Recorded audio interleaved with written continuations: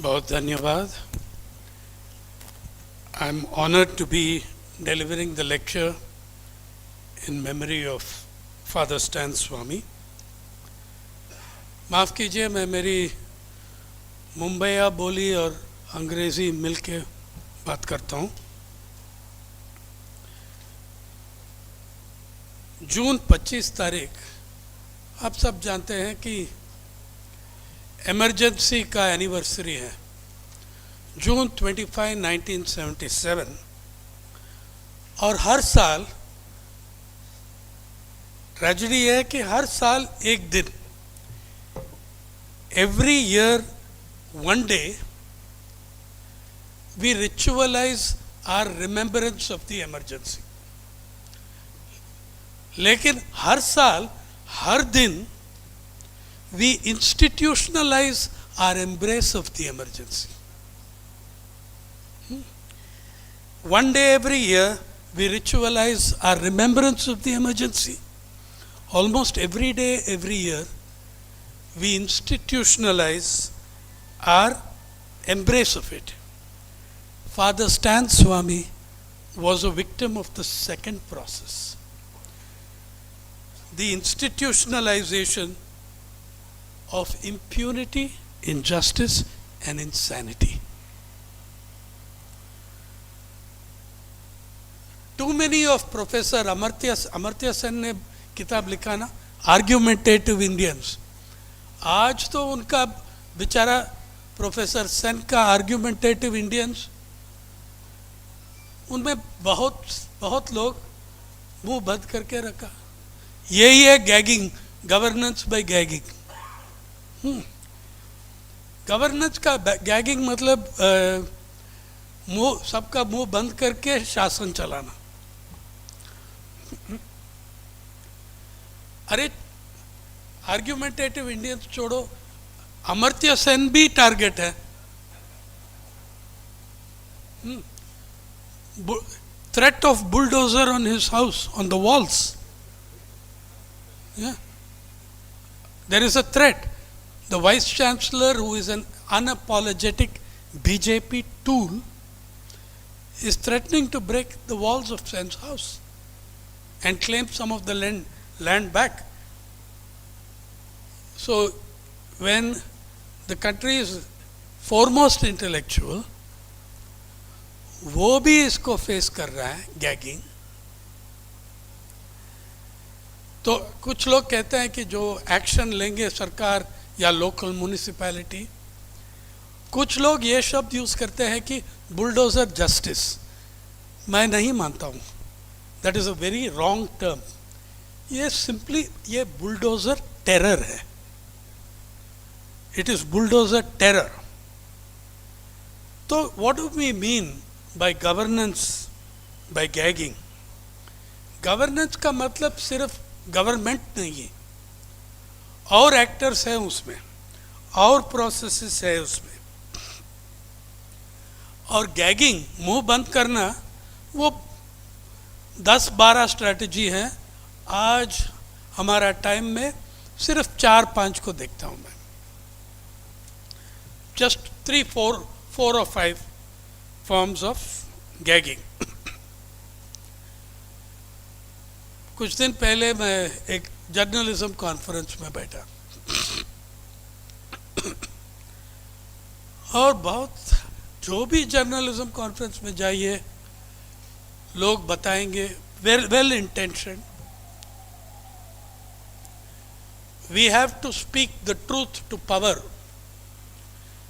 मैं ये भी नहीं मानता. When we say we have to speak the truth to power, एक assumption है कि पावर बहुत इनोसेंट लोग हैं, वो ट्रूथ नहीं, सच नहीं जानते हैं, उनको सिखाना है उनको. अगर मोदी और शाह को हम ट्रूथ बताएंगे सब सही हो जाएगा. बेचारा वो नहीं जानते हैं कि क्या गलत हो रहा है. I don't want you to speak the truth to power. I want you to speak the truth about power. यह है challenge of journalism. This is our task, to speak the truth about power. और truth क्या है इस देश के बारे में, कौन चला रहे देश? अकॉर्डिंग टू मी, मेरा असेसमेंट, द इंडियन स्टेट एक is run by a coalition. एक कोएलिशन चलाते हैं इंडियन स्टेट को। उसमें पार्टनर्स कौन है कोएलिशन में? और मैं ये कह रहा हूं कि ये कोएलिशन 2014 से पहले भी फॉर्म कर रहा था। It's not born with Mr. Modi, please. None of these problems. ये कोएलिशन कौन है? एक मेंबर, बड़ा मेंबर है सोशियो रिलीजियस फंडामेंटलिस्ट, दूसरी तरफ बड़ा मेंबर है इकोनॉमिक मार्केट फंडामेंटलिस्ट। और ये शादी जो हो गया, ये this happy union, the bed that this happy marriage shares, उसका नाम है corporate media. Okay, I think you agree, right? तो ये भी जान ले कि ये तीनों कोएलिशन मेंबर में बहुत ओवरलैप है। बहुत सारा मीडिया मालिक है जो मीडिया मालिक हैं, कॉरपोरेट चीफ हैं, रिलीजियस फंडामेंटलिस्ट है, और अरे रिलीजियस फंडामेंटलिस्ट है बहुत मीडिया मालिकों में। हर मीडिया हाउस का एक बाबा या और साध्वी या कोई भी होगा, आप चेक करो, बहुत कम एक्सेप्शंस है उसमें। और तीसरा, तो there are media corporate barons who are religious fundamentalist and economic fundamentalist. आप जो भी न्यूज़पेपर लीजिए, जो भी चैनल वॉच कर लीजिए, इकोनॉमिक्स के बारे में दूसरा व्यू कभी भी अलाउ नहीं करते हैं, सिंपली नॉट। मार्केट फंडामेंटलिज्म,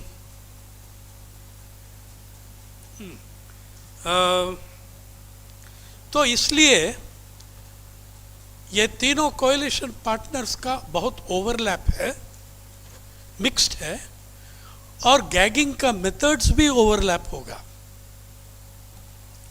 पहला ह्यूज सब्जेक्ट, लेकिन पिछले साल आपने मेरा वेरी रेस्पेक्टेड फैजान मुस्तफ़ा से सुना, तो मैं थोड़ी देर भी gagging by laws, gagging by government, वो पहला फॉर्म। दूसरा फॉर्म है, देखो, gagging by government and by law is possible, all it requires is the silence of the judiciary. वो मिल गया। Second,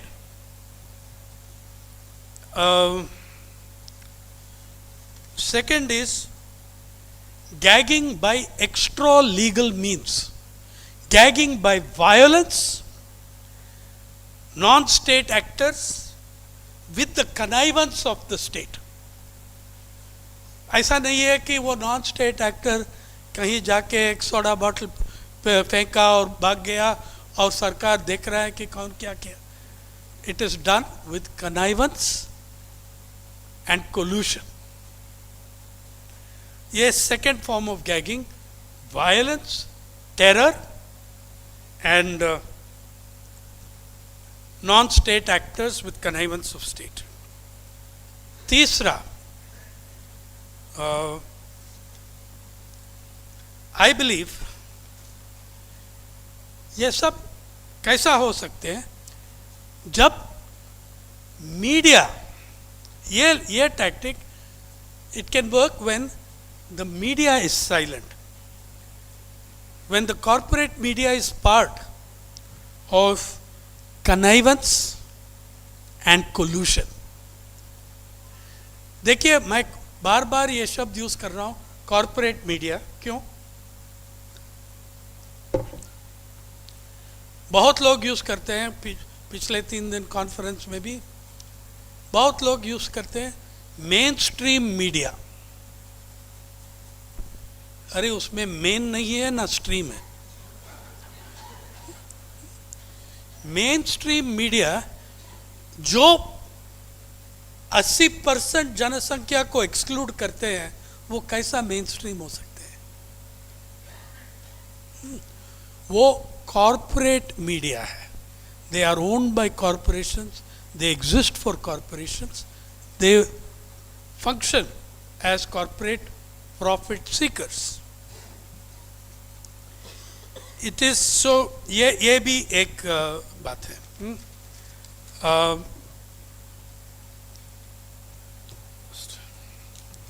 sorry.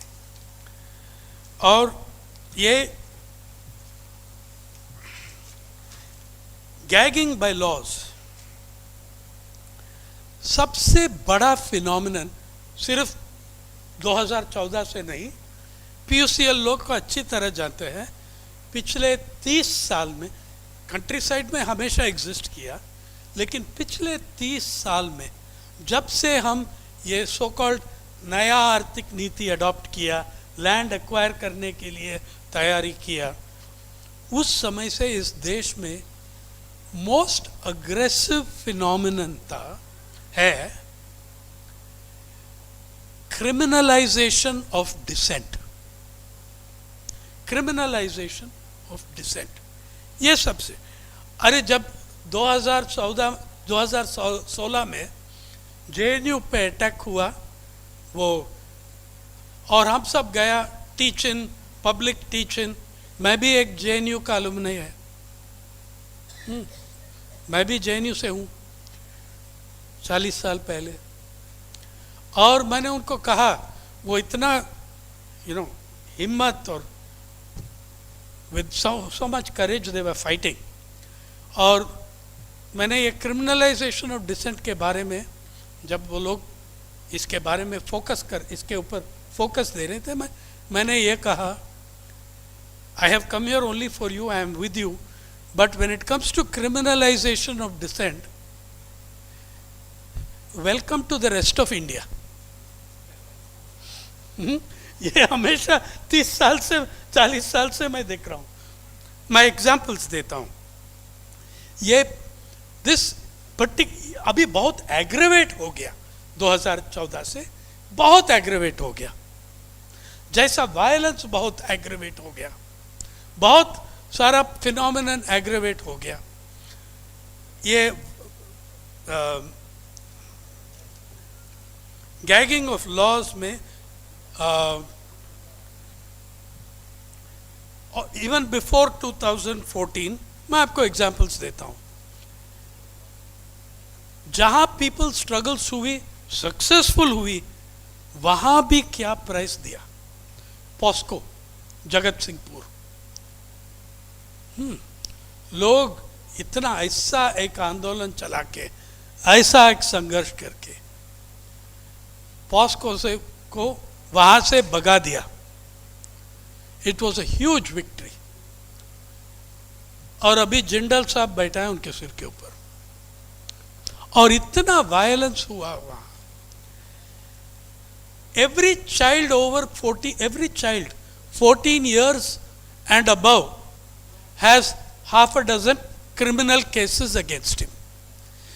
अरे पॉस्को में, जगत सिंहपुर में बहुत सारा लोग 6-8 साल गांव से बाहर नहीं गया, क्लोज रिलेटिव शादी के लिए भी नहीं गया, अरेस्ट हो जाएगा.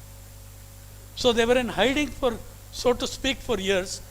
Their village could defend them, but they could not attend. You could not attend your sister's wedding in another village. That also happened. अभय साहू जो लीडर था, अभी बहुत साल मैंने नहीं मिला, लेकिन एक ज़माने में जब अभय साहू को मिलता था, मेरा सवाल उनको, हाँ कॉमरेड साहू अभी कितना हो गया, और वो बोलता है कि हाँ अभी 57 केस हो गया। वो score we kept the score. कितना के एसपी उदय कुमार कूड़ांकुलम में, वो उनका 91 केस। कलिंगा नगर में वो रवि जारिका और उनका मिसेस, कलिंगा नगर प्रोजेक्ट आने से पहले बेचारा वो पुलिस स्टेशन से अंदर नहीं देखा। वो फायरिंग सब होने के बाद हस्बैंड हैज 42 और 45 केसेस, वाइफ हैज 40 केसेस। तो मैंने उस स्टोरी किया और मैंने ओडिशा उस समय का डीजीपी या जस्ट रिटायर्ड डीजीपी से बात किया। मैंने कहा ये क्या बात है यार ये। और कोरापुट में जब पुरुषोत्तम और मैं गया वहाँ भी स्ट्रगल में 100-200 लोग को अरेस्ट करके क्या क्या केसेस लगाया। एक केमिस्ट्री प्रोफेसर था वहाँ, उनके टैक्टिक क्या था, पिछले 15-20 साल, अभी पिछले 20-25 साल से ये बहुत बड़ा टैक्टिक हो गया। जब आपका गांव लड़ाई कर रही है, तंग कर रही है मुझको, कैसा केस फाइल करता हूँ, समझो कि मेघनाथ पुलिस स्टेशन के सामने एक बड़ा रैली लेके गया। मैं पुलिस वाले ने केस कैसा फाइल करते हैं, PUCL वाले को जानते हैं, Meghnath, Ranvendra and 800 others. 800 others का नाम नहीं नहीं दिया। Meghnath, Ranvendra, father Tom and 800 others attack the police station. 5-6-8 साल के बाद you will keep picking up people from those villages, इसलिए कि वो 800 अदर्स में है, नाम नहीं है उसमें, नाम नहीं देते। सही है मेघनाथ? ये टैक्टिक है। तो बेचारा वो केमिस्ट्री प्रोफेसर जो हमने मिलने के गया लॉयर के, उनकी लॉयर के साथ कोरापुट जेल में, मैंने पढ़ा पूरा उनका चार्जेस। एक चार्ज डेकॉइटी, ये सब स्टैंडर्ड स्टफ है। एक चार्ज मुझको मिला थेफ्ट ऑफ अ बफलो। बेचारा वो शहर का आदमी है, मुश्किल से गाय और भैंस का फर्क बता सकते हैं। Theft of a buffalo. Actually, a man is in jail under the charge of theft of a buffalo, a professor of chemistry. वो लेके क्या करेगा यार बफलो? तो मैंने डीजीपी को से पूछा ये क्या बात है। I think he had just step down, तो इसलिए थोड़ा ही सेड, साईनाथ जी आपको समझ नहीं आते, यू डोंट अंडरस्टैंड, ये लोग सब रोग्स हैं। जब हम सिर्फ वो 3-4 चार्ज डाल के कोर्ट में लेंगे, वो जज उनको छोड़ देंगे, डिसमिस कर देते हैं। लेकिन जब हम 40-50 केस फाइल करेंगे, 30 सेक्शन 20 सेक्शन फाइल करेंगे, तो एक सेक्शन पे बेल मिलेगा तो दूसरा सेक्शन पे हम हैरेस करेंगे। इसलिए हम करते हैं। At least he spoke with honesty ना, उतना तो ऑनेस्टी तो बताया कि he said I don't care about buffalo. उसको क्या होगा, रवि जारिका और उनका हुएवर जो भी है, पता नहीं, बहुत साल हुआ वहाँ जाके, लेकिन जो भी है, आपका पूरा लाइफ इसी में जाएगा। कोर्ट में जाना, पुलिस स्टेशन में रिपोर्ट करना, पूरा आपको डीएक्टिवाइज कर दिया एक्टिविस्ट को, because you don't have time for anything else and you are bleeding with lawyers. जब मैं ये लीगल स्टफ तो बता रहा हूं, तो मैं क्लैरिफाई करना चाहता हूं कि मैं कोई एक्सपर्ट नहीं है, मैं लॉयर नहीं हूं, and I think you and I R both glad I am not a lawyer. तो ये है, all this was before 2014, what I am talking about. The essential idea is court will dismiss the charges. आजकल अभी journalist पिछले 2 साल में पत्रकार तक पहुंच गया. क्या अभी सेडिशन वेडिशन नहीं है, वो आउटडेटेड है. हमको MPLA के अंदर डाल रहा है, मनी लॉन्ड्रिंग. तो जर्नलिस्ट का एक ही प्रॉपर्टी है, उनका क्रेडिबिलिटी. उसको खत्म करने के लिए money laundering, vilification, gagging by vilification. उसके बाद आपका वकील ही बोलते हैं यार अभी थोड़ी देर चुप बैठो, कुछ मत करो, इसको देखना है कि what all we have to do. Then many of these laws are pre 2004. UAPA जो है, I'm not going to talk about it at length, all of you know it, Father Stan knew it, and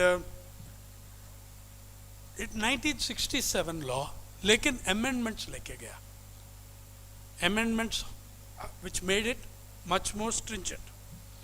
Telegraph Act of 1882 बहुत important चीज़ है. ये आपका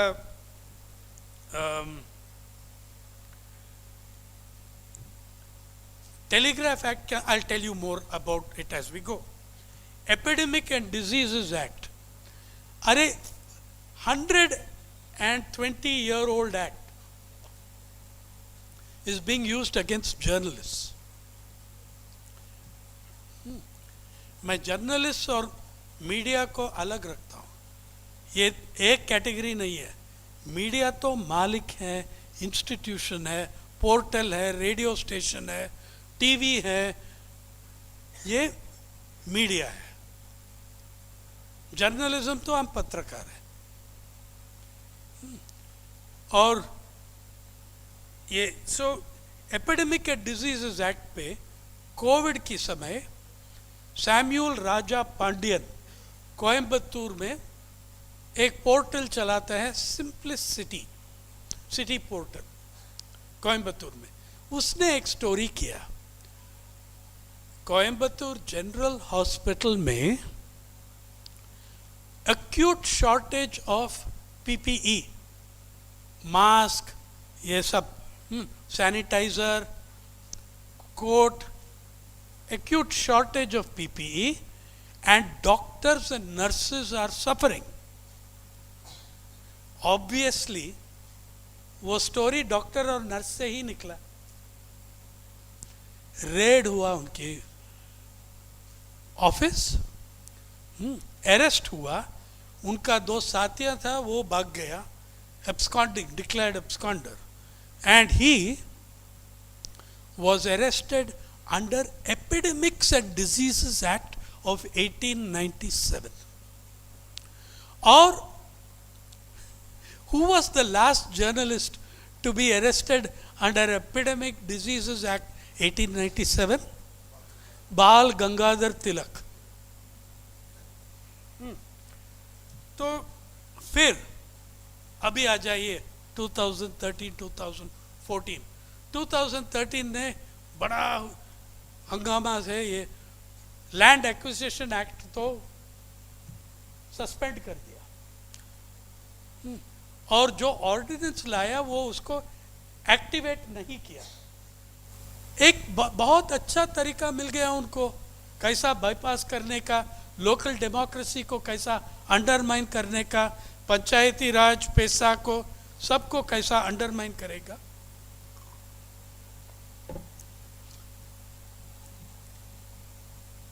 SPV,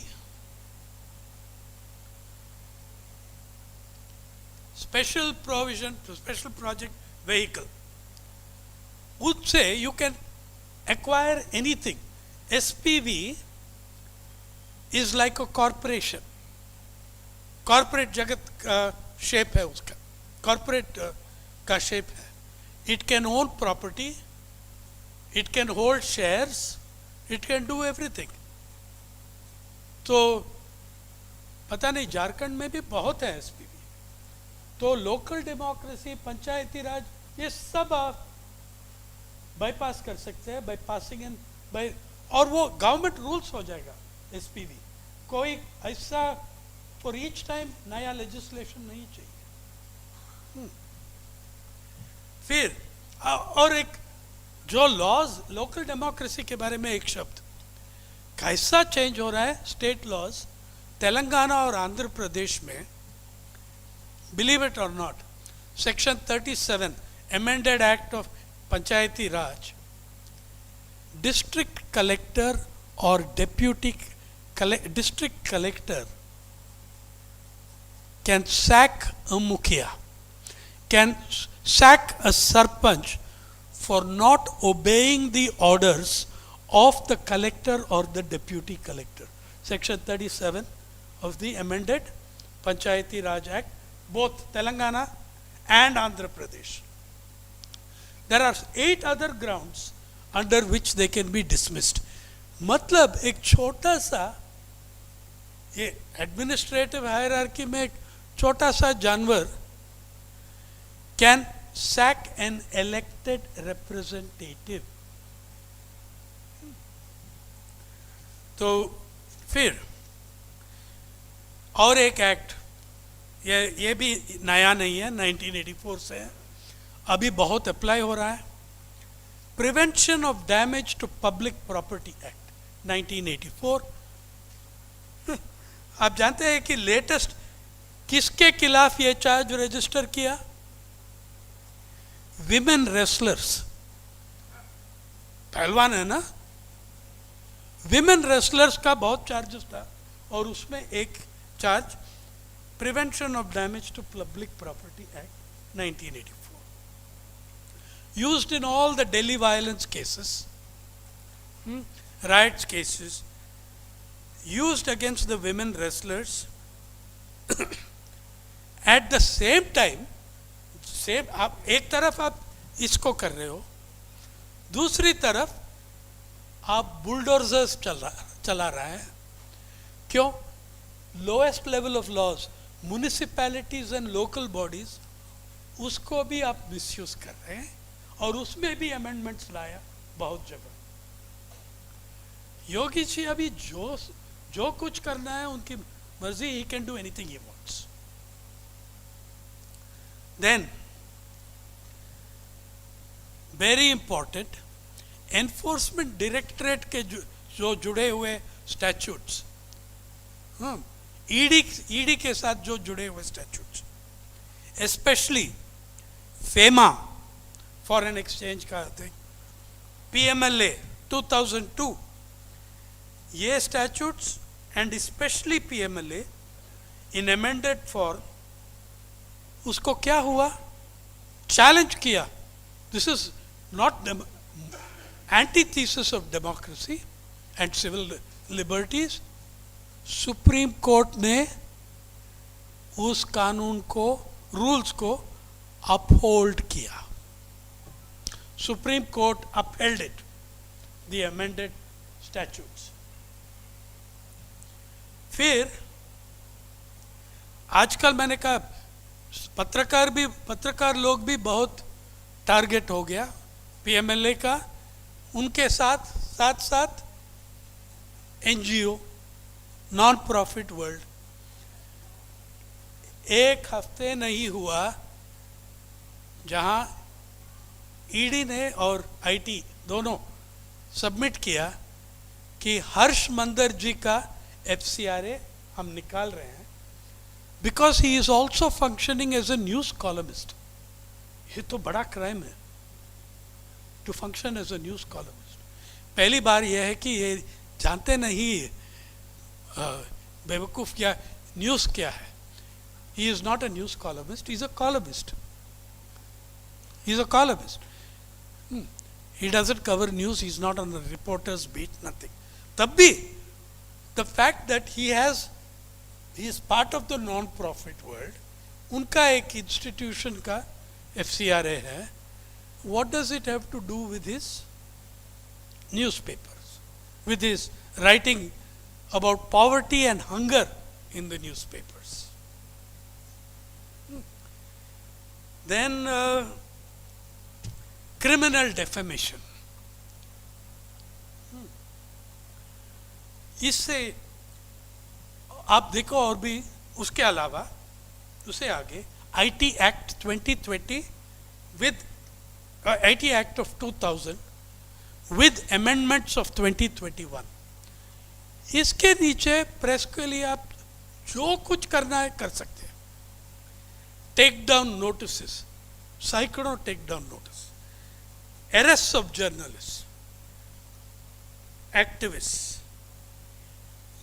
जो आपको पसंद नहीं करते आप कुछ यू कैन डिस्ट्रॉय हिम. और ये IT एक्ट 2021 का अमेंडेड एक्ट परपेचुअल अमेंडमेंट्स, हर 6 महीने में कुछ नया लाते हैं उसको. फिर टेलीग्राफ एक्ट 1882 एंड उसमें ये लॉ, ये IT अमेंडेड एक्ट्स में ये भी ला गया.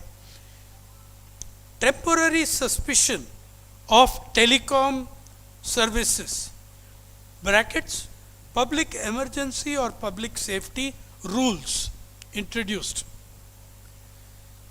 Though actually वो IT rules का act, the law is limited but the rules are unlimited. जो rules frame करते हैं ना law के लिए, उसमें they have gone way beyond the scope of the law itself.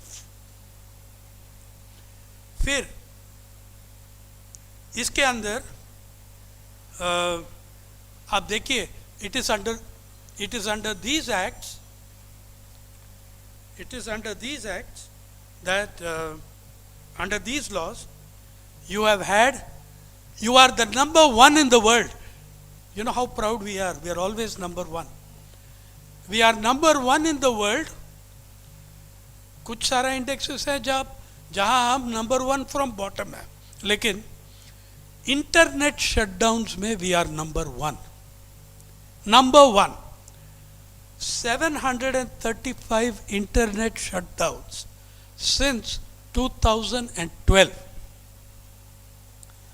और वो 735 इंटरनेट शटडाउन्स 2012 से जो हुआ, उनमें से 421 सिर्फ जम्मू एंड कश्मीर में.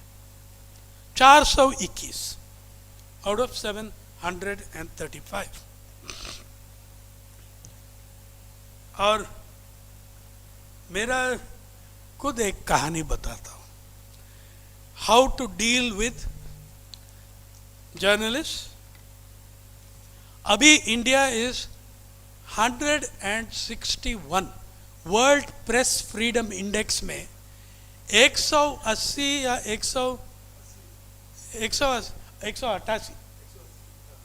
188 समझता हूँ, 180 या 188 देश में आप 161 तक गिर गया. और यूवर आप कभी भी पहला 50 रैंक में भी नहीं था, लेकिन under a Congress government you fell from 94 to 132 under a UPA government. Then IT rules सब आए, फिर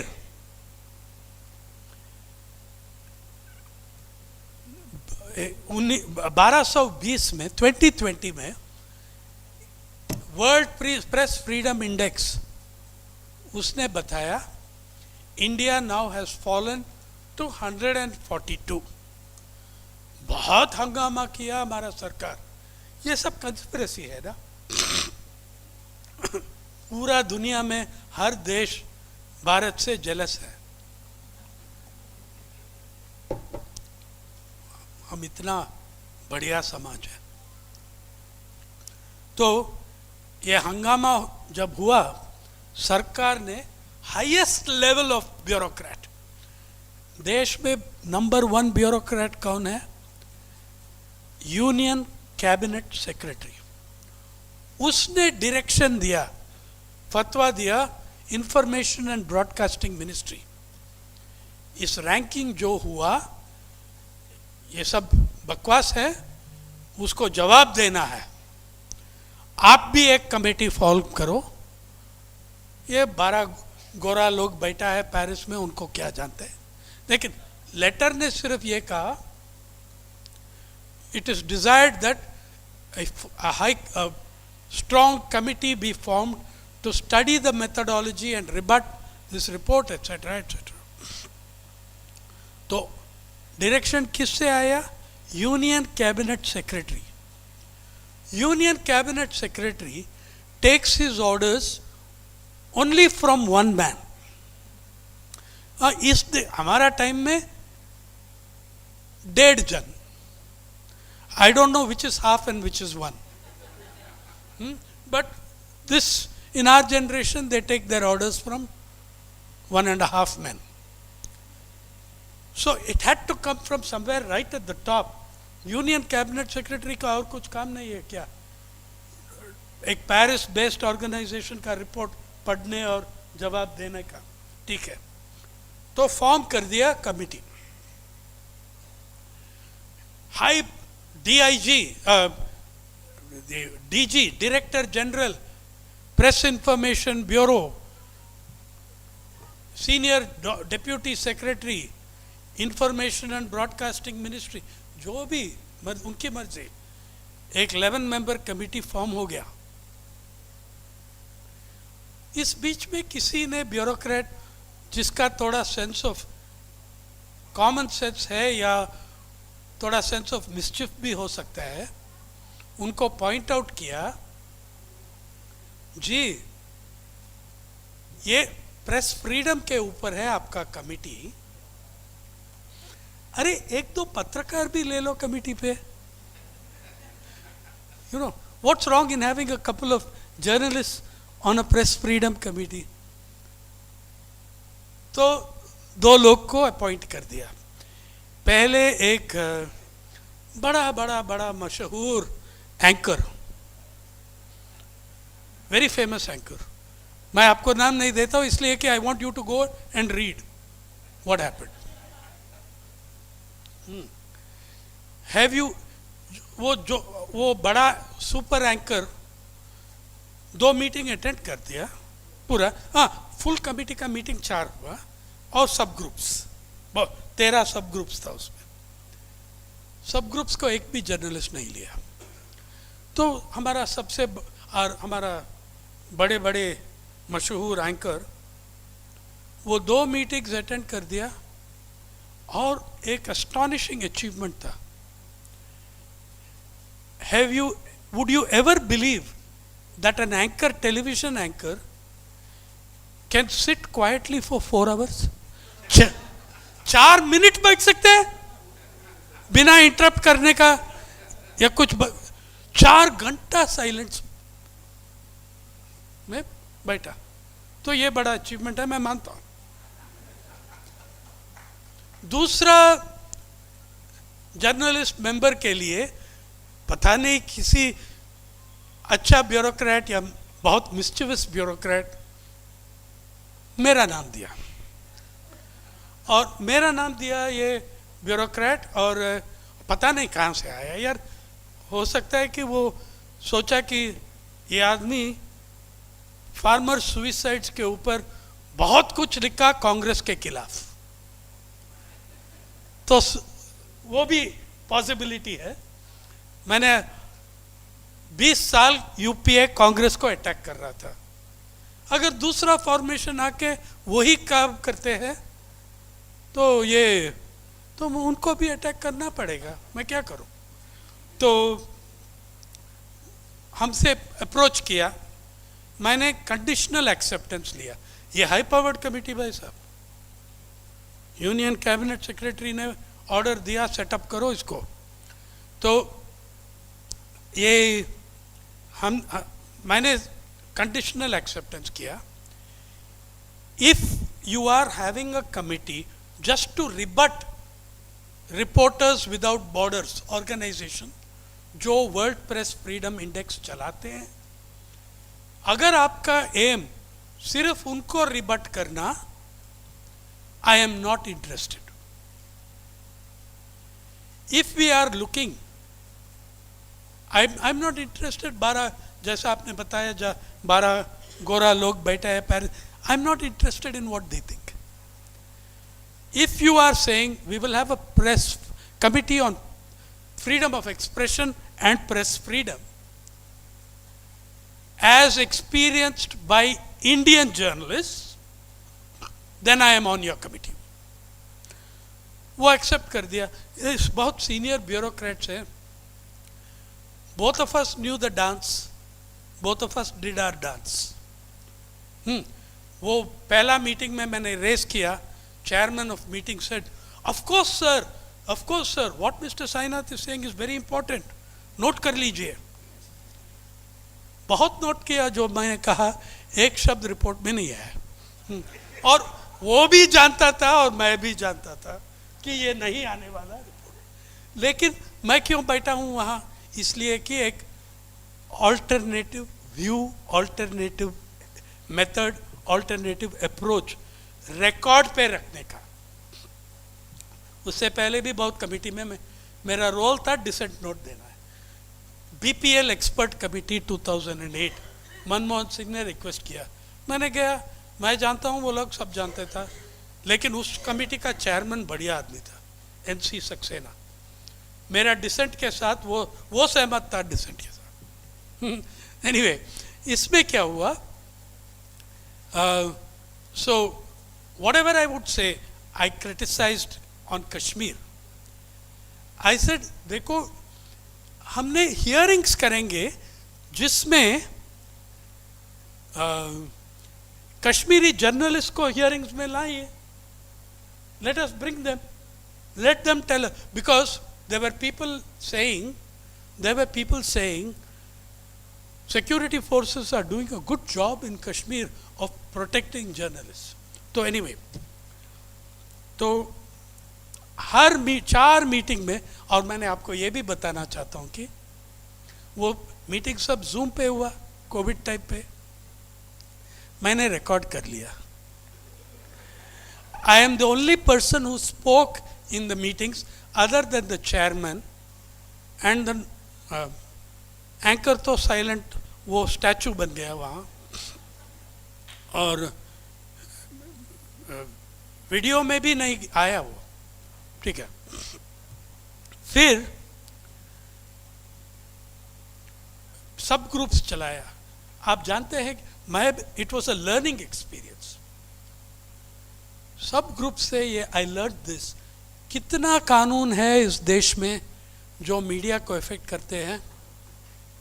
उनका लिस्ट है 54. ये टेलीग्राफ एक्ट से, from 1832 telegraph act onwards, the 54 laws. लेकिन जब मैं मित्रों को दिखाया नालसार हैदराबाद में, वो और 24 कानून. अभी लिस्ट है 78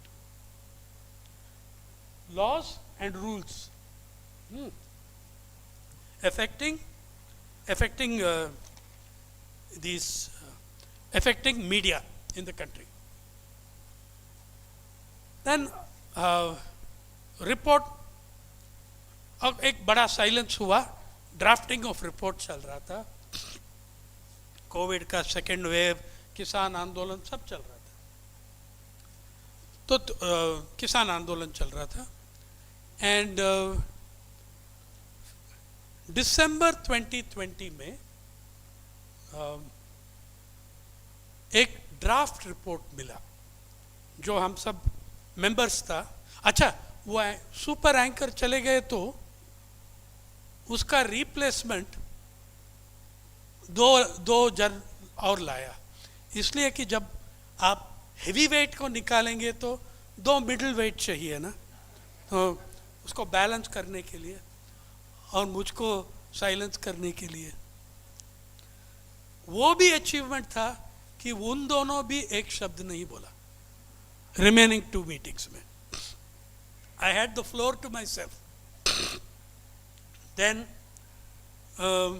और जो भी मैं कहूं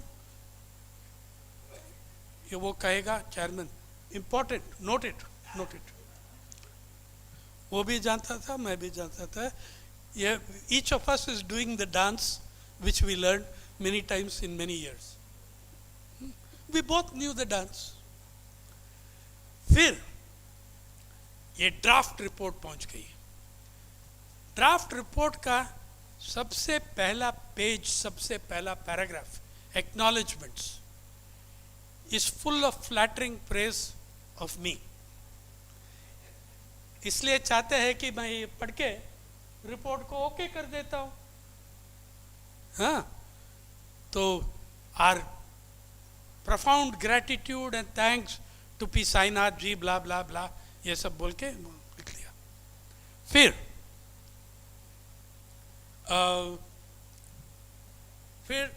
ये the most important two things were immediately discernible in the draft report। 45 page में कहीं भी ये शब्द नहीं देखा draft. Never did they use the word draft, not even on the cover, because they meant that उनको वो चाहते हैं कि ये फाइनल रिपोर्ट है। और वो रिपोर्ट में मैंने सर्च किया, पीडीएफ पे सर्च किया मैंने। A report on press freedom does not have anywhere the word dissent, does not have anywhere the word censorship. Press freedom you can discuss without discussing censorship, without discussing dissent. Arrests of journalists, kuch nahi, no. I found 40 words central, 24 words central to press freedom which don't occur in the 45 pages. What does occur in the 45 pages? Security forces are playing a heroic role in protecting the security of journalists in Kashmir. ये है, ऐसा था। तो मैंने एक note लिखा in the hope that it would get in. जब NC Saxena committee chairman था तो मेरा नोट तो गारंटीड पब्लिश होगा, लेकिन यहाँ मैंने एक नोट लिखा और उसको डिसेंट नोट नहीं कहा, इंडिपेंडेंट नोट का, होपिंग दैट उस प्रेस के अंदर वो they will publish the note. Silence मैंने 3 बार दिखाया। और मेरा सबसे बड़ा achievement in Indian political history मेरा है, मेरा माय पर्सनल ग्रेटेस्ट अचीवमेंट। 3 बार मैंने नोट सबमिट करके क्या हुआ, high power committee disappeared, it ceased to exist. अरे यार टेप सब है मेरे पास, ईमेल सब है मेरे पास, और दूसरे मेंबर से भी आप बात कर सकते हैं। Maybe the anchor has recovered his speech. तो this is all this is possible. But फिर मैंने बार बार लिखा, एक ईमेल लाइन आया एक जूनियर पीआईबी ऑफिसर से, sir I was on tour, I just saw your, it is not she who is supposed to see it, it's supposed to be the chairman and the committee. Let's see them. Anyway, we'll reply very soon. उसके बाद email ID disappear हो गया. First, so the report disappeared, the committee disappeared, the email ID disappeared. अरे मेरा generation का मित्रों ऐसा irritating लोग हैं, हमारा जेएनयू बैचमेट सब। मैंने कंप्लेन कर रहा था, ये अनिल चौधरी ये सब हमको ये क्या, अरे you ought to be grateful to Mister Modi, they disappeared the report not the reporter. ये हमारा मित्र है यार, क्या करो, what do I say about such friends. Then इसमें then no newspaper wrote an editorial. कुछ न्यूज़पेपर्स तो न्यूज़ आइटम दिया कि ये रिपोर्ट था, draft report, quoted extensively from the draft report, which is not a report because all of us have not signed it. फिर the country's best RTI journalist, he filed 2 RTIs और उसको जवाब मिला. उसने सिंपल 8 क्वेश्चन 10 क्वेश्चंस उसने. A, does such a committee exist? B, has it met? And आगे questions, minutes of proceedings. सवाल number 1, yes, committee exists in the name of Index Monitoring Cell 2020. Yes, 4 full meetings of the full committee and meetings of the subcommittees. Questions 3 to 9 or 10, not our department. ये हमारा department नहीं है. That is the best RTI journalist, I promise you, in the country. Then, तो वो हो गया, report चली गई. Back to our laws. Section 144 CRPC. इसके अंदर आप जो कुछ करना है मन में आप कर लीजिए. Whatever you want to do, you do. फिर Essential Services Maintenance Acts, which criminalize strikes. जब कोविड आया, आपने ये 4 बहुत सारा ऑर्डिनेंसेस लाया. सबसे पहले गुजरात और Uttar Pradesh. Increasing the work of the worker from 8 to 12 hours. You could make a person work for 12 hours, not 8. But वो 4 घंटे के लिए ओवर टाइम रेट नहीं मिलेगा, प्रो रैटा. पहला 8 घंटा को कितना मिला पर घंटा, एडिशनल 4 घंटा में भी उतना ही मिलेगा. First ordinances came Gujarat, Uttar Pradesh. You are setting back international and national labor law by 100 years. 1918, in fact 1888, I think, the 8-hour day comes in first in the US, then all around. You set labor law back by 100 years, more than 100 years. And then prime minister एक speech दिया 1-2 महीने पहले. ये colonial राज का कानून फेंकना चाहिए. ठीक है, उसमें कॉन्स्टिट्यूशन भी फेंक सकते हैं ना, तो उसमें बहुत सारा जो लिया है. एनीवे, छोड़ो. I am a believer in the Indian constitution and I think the most important task for all of us is to defend that constitution before it is destroyed. लेकिन उसने कहा स्पीच में, we should throw out all these old colonial laws. He is standing there and saying this when a few months earlier one of those antiquated colonial laws, Epidemic and Diseases Act, not only they use it against Samuel Raja Pandian, not only they bring an amendment to make the law more stringent. बहुत सारा colonial laws में और stringent कर रहे हैं ये लोग. और जो कुछ provisions था colonial laws में जो कभी use नहीं किया, अभी वो use कर रहे हैं. आपको एक take then Supreme Court upheld all the PMLA money law amendments, तो वो uphold किया. Sedition जब आया सुप्रीम कोर्ट के सामने, they waffled. अभी लॉ कमीशन सजेस्ट कर रहा है कि सेडिशन लॉ को और स्ट्रिंजेंट करो. Not only is it desirable, you should make it more stringent. ये law commission. Then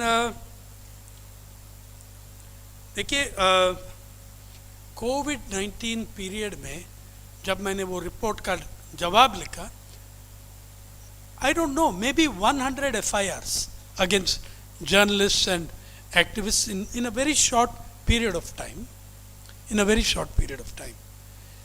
Zubair Ahmad, ये जुबैर नहीं जो अभी सोशल मीडिया पे देखते हैं, वो जुबैर नहीं, अंडमान आइलैंड्स का एक जुबैर अहमद, फ्रीलांस जर्नलिस्ट, उसको गिरफ्तार हो गया। क्यों? एक ट्वीट के ऊपर। और ट्वीट में क्या लिखा, सही रिपोर्ट किया, एक फैमिली जिनका एक मेंबर कोविड क्वारंटाइन में चले गए, और वो family, they spoke to that family member on phone, the entire family was placed under quarantine, they had not been with him for weeks. So Zubair ने ये लिखा, why should someone be put under quarantine for speaking to a COVID victim on phone? गिरफ्तार हो गया उसका, anti national ये सब। Then IT rules, electoral bonds, article 370, देखिए आपका सुप्रीम कोर्ट अब तक पोजीशन नहीं लिया, अब तक यू हैव नॉट गॉट। लेकिन देखिए ये बहुत सेलेक्टिव अप्रोच ऑफ जुडिशियरी हो रहा है। नाउ सिद्दीक कप्पन जब अरेस्ट हुआ,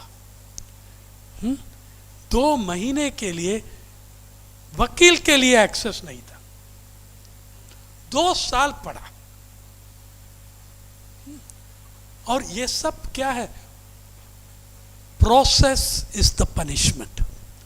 हाँ, जैसा वो डीजीपी कहा, वो जज तो आपको एक्विट करेंगे, लेकिन मैं आपको नहीं छोड़ूंगा। Punishment by process. 6 साल, 2 साल पड़ा बंधु ये Kappan.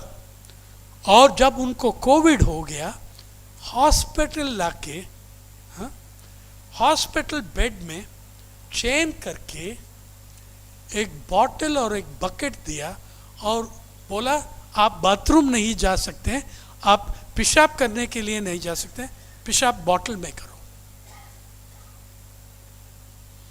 Actually this got reported mercifully, कुछ इन अ फ्यू प्लेसेस।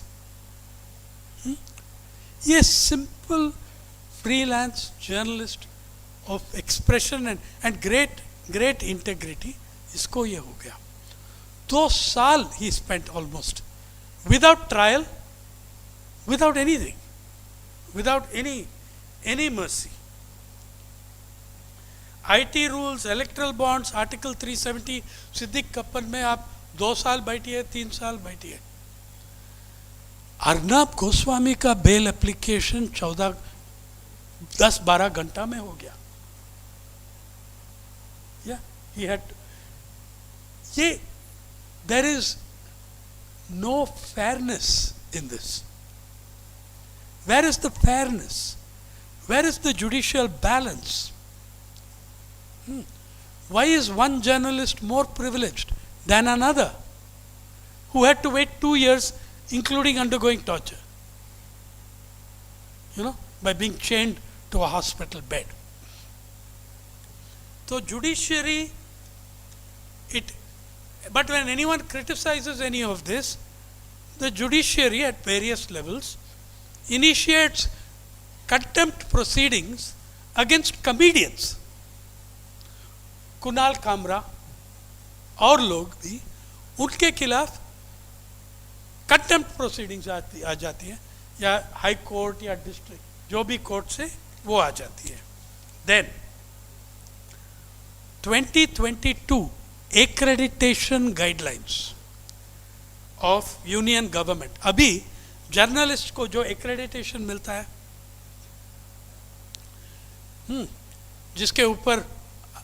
जिसके बिना आप मिनिस्ट्री को एंटर नहीं कर सकते हैं, मंत्री के पास नहीं जा सकते हैं, अभी वो 2022 गाइडलाइंस में they can suspend the accreditation. अगर आप, जैसा हमारा पुरुषोत्तम बैठा है, पत्रकार है, अगर उनके पास अगर उनके खिलाफ जो भी कॉग्नाइजेबल ऑफेंस का चार्ज है, they can remove his accreditation. एक जमाने में पुरुषोत्तम 17 केसेस उनके खिलाफ था, एक टिम्बर माफिया ने डाला, राइट, टिम्बर माफिया ने डाला। तो अगर आज होगा तो आपका एक्रेडिटेशन चले जाएगी। No need of proving anything, court में भी नहीं गया, अगर आपके पास वो चार्ज है, वो चार्ज सब were all thrown out, but the punishment is there. The person is 2 years in jail, Siddiq. Yeah? But for privileged journalists who are with the government, they get bail, no problem. The government now, अभी भी जो बिहार तमिलनाडु का वो fake video बनाया, Bihar workers lynched in Tamil Nadu, murdered in Tamil Nadu, बिल्कुल fake है, उनके खिलाफ तमिलनाडु गवर्नमेंट ने चार्ज दर्ज की। और तमिलनाडु सरकार का लॉयर है कपिल सिब्बल। कोर्ट ने कपिल सिब्बल को इंटरोगेट किया। मैं समझता हूं कि वो सही है, you should interrogate the prosecuting party very as much as you interrogate the defendant party. They asked Kapil Sibal, ये कैसा हो सकता है, why do you have to take such an action so fast, etc. or all sorts of things. I don't even remember all the questions. Lekin when it came to Arnab Goswami, it was a very different case. Nobody had to be heard. His lawyer goes to a court and the court immediately says something. Yeah. Then there is the gouging by extra legal means, by violence. Non-state actors, जो सरकार नहीं है, जो state actor नहीं है, लेकिन not merely tolerate, सरकार और स्टेट उन लोगों को टॉलरेट नहीं करते हैं, एनकरेज करते हैं। And a lot of governance is done through coercion and violence. So you have different fronts for everything. VHP looks after temples. Maximum tension on the temple front. Violence. All that. Bajrang Dal, love jihad. और ये सब. और anti cow slaughter. BJP अभी uniform civil code को उठा रहे हैं. So these are extra legal actors who are, and attacks on Bollywood. एक जमाने में मीडिया बॉलीवुड को कवर करते हैं, आजकल एक टुकड़ा को कवर करते हैं. केरला स्टोरी को कवर करते हैं, आदि पुरुष को कवर करते हैं. Like attacks on individuals. जब मैंने कुछ महीने पहले, ये हर बार होती है, I said VHP and temples, Bajrang Dal and love jihad. लोग पूछते हैं सर ये सब एक ही है ना, RSS, BJP, VHP, Bajrang Dal. मैं नहीं मानता हूँ. मैं समझता हूँ कि ये उसका एक सिग्निफिकेंट डिफरेंस है. एंटी काउ स्लॉटर लॉ जो लाया कर्नाटका में, अभी present government is struggling with it. उसमें क्या क्या provision, you can't go to court, it is exempted from judicial purview, no civil courts. किसान आंदोलन का 3 कानून, they were exempted from the courts, outside the purview of the civil judiciary. Even Supreme Court you cannot go to. Old colonial provision brought into play. NCRT किताब, एक तरफ coercion, violence, दूसरी तरफ सरकारी कमिटी ने सब, अरे मैं हमको भी निकाल दिया NCRT से यार. ड्राउट और क्लाइमेट चेंज पे जो मैंने लिखा विदर्भा से, वो सब हटा दिया. लेकिन मैंने ड्रामा नहीं किया, मैंने उनको लिखा कि I am proud to be in the company of Charles Darwin. उनको भी मारा। और देखो ये सब 2018 में स्टार्ट हुआ, जब सत्यपाल सिंह जूनियर मिनिस्टर था एजुकेशन का, junior minister in charge of. Satyapal Singh तो हमारा पुलिस कमिश्नर रहा पुणे एंड मुंबई। मेरा घर है मुंबई में, मैं तो मोस्टली नोमैडिक हूँ, लेकिन घर है मुंबई में। और सत्यपाल जी ने लखनऊ में स्पीच किया और पार्लियामेंट में स्पीच किया। Charles Darwin is wrong, scientifically wrong. और उसका एविडेंस क्या है, सबूत क्या है? Has anyone gone into the jungle and seen apes turn into men? तो उस समय में भी मैंने जवाब दिया उसको पोलाइटली। मेरा पुलिस कमिश्नर रहा और उसी ऑडिटोरियम में लखनऊ में, जहां उनका कॉन्स्टिट्यूंसी था उस साइड यूपी में, मैंने कहा देखो ये सच है, ये इररेफ्यूटेबल है। कोई भी आदमी या महिला नहीं है जो जंगल में जाके we watched apes turn into men, but we can argue that it's possible because currently we are watching men turn into apes. तो ये भी है। लेकिन मैं भी रिसेंटली मैंने कहा, जब एनसीईआरटी से निकला, मैंने कहा देखो मैं ये गैंग जो कर रही है ना एनसीईआरटी, मेरा नाम है उनके लिए टेक्स्ट बुक टुकड़े टुकड़े गैंग। टेक्स्ट बुक को टुकड़े टुकड़े करते हैं ना। तो ये लोग, मैंने चार्ल्स डार्विन को एक ट्वीट दिया, मर गया बहुत एक सेंचुरी पहले, लेकिन मैंने कहा देखो my faith in Darwin is shaken because Darwin's argument क्या था? Apes and human beings have a common ancestor. लेकिन अगर आप you will drive me to violence if you argue that this text book टुकड़े टुकड़े gang and I have a common ancestor. मैं नहीं मानता हूं।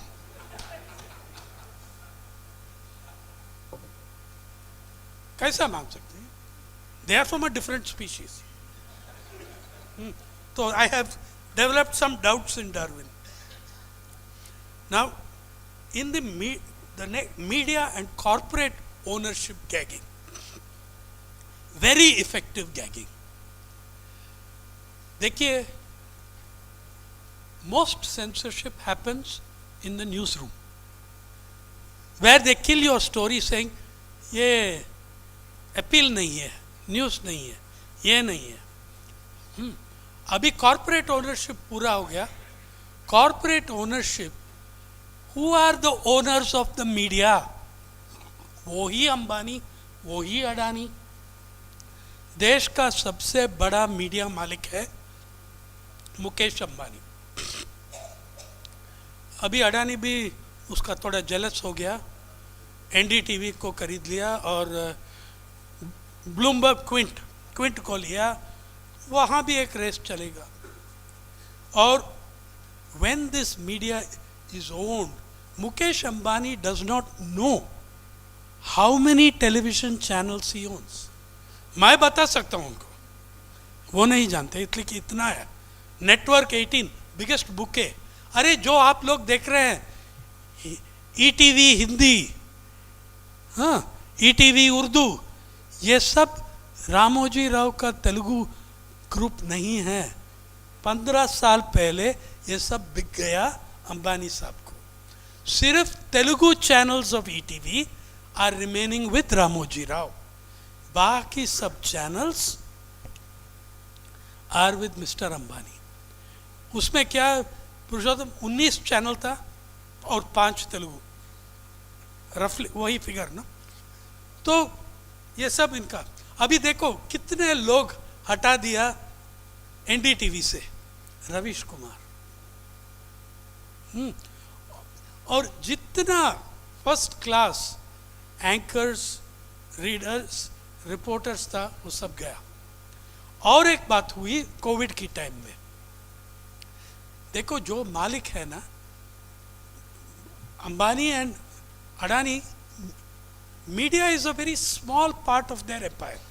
उनकी उनकी उनकी राज में मीडिया एक छोटा डिपार्टमेंट है, लेकिन बहुत इंपॉर्टेंट डिपार्टमेंट। उन मीडिया के साथ आप बार्गेनिंग करेगा सरकार की तरफ दूसरी इश्यूज पे, तो आपको मिल जाएगा कॉन्ट्रैक्ट पेपर मिल का, या छत्तीसगढ़ का 79,000 स्क्वायर फीट ऑफ फॉरेस्ट जैसा मिल गया, ये सब हो सकता है। तो if I am the media owner and I am getting contracts in my other industries, हमारा देश में जितना अरबपति हैं 169 अरबपति फोर्ब्स लिस्ट में मिलता है आपको। आप फोर्ब्स वेबसाइट में जाके देख सकते हैं। फिर if I am making billions, most of the money of these people is coming from public contracts, public resources. Government has to sign the contract. समझे?